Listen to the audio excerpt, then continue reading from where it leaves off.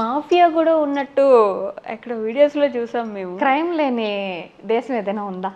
మరీ అంత crime mafia అని డైరెక్ట్గా చెప్పుకోగలిగినంత క్రైమ్ మన దగ్గర లేదేమో. మాఫియా అని నేను చెప్తున్నానా? నేను చెప్పట్లేదు, అదే బయట నుంచి బ్లాగర్స్ వచ్చి చెప్తున్నారు. ఎందుకంటే వాళ్ళు ఒక రోజు ఉండి వెళ్ళిపోయేవాళ్ళు కాబట్టి టప్పని చెప్పినా ఏం కాదు వాళ్ళకి.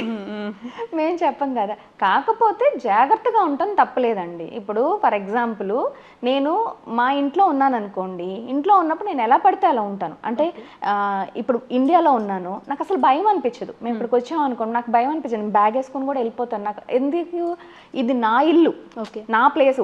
ఇక్కడ కూడా 1-2 జరుగుతుంటాయి, కానీ మనకేమనిపిస్తుంది, మన పేరెంట్స్ ఉన్నారు, మనకు తెలిసిన అదొక కంఫర్ట్ జోన్ లో ఉన్నట్టు ఫీలింగ్ వస్తుంది.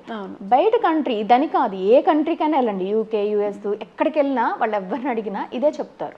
బయట కంట్రీకి వెళ్ళినప్పుడు ఎంత మనది, మేము ఎన్ని సంవత్సరాలు ఉన్నా అది మనది కాదు, జస్ట్ అక్కడ తింటున్నాం కాబట్టి ఉంటున్నాం కాబట్టి ఓకే అని అనిపిస్తుంది.